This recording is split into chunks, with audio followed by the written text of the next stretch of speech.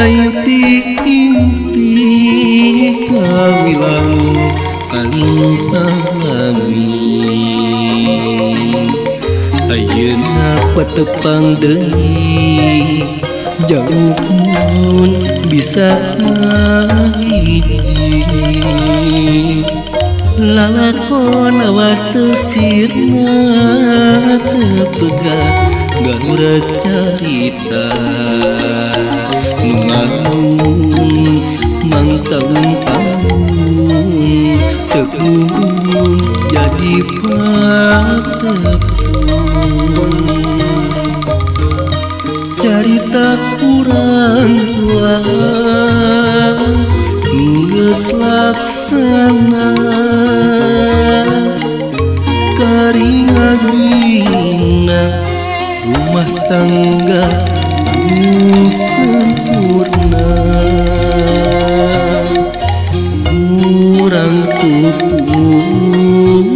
kuasi jeung kasadaran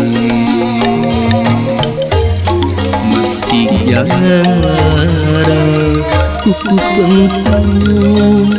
bari atuh kedah sabar gelis jeung tawakal diringkang halang kudu bisa ngaliwatan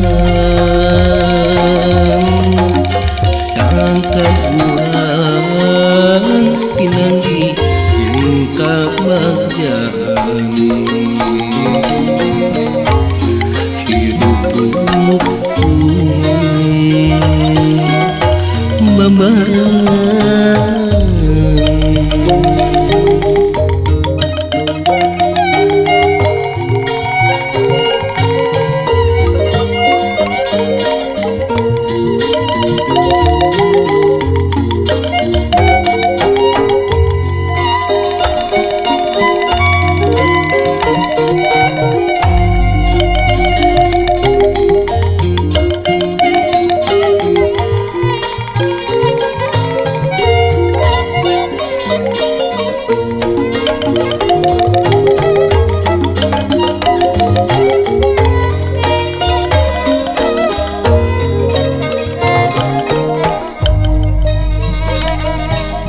geus teu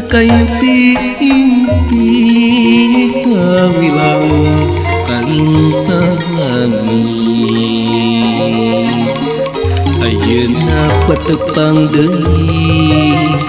jauh pun bisa hiji lalakon awas teu sirna teu pegat galura carita nu ngalung mang taun-taun tepung jadi patepung carita urang tua geus laksana karingadina rumah tangga nu sempurna urang pupuk kuasi jeung kasadaran masih jarang kuku pengku bari atuh kedah sabar gelis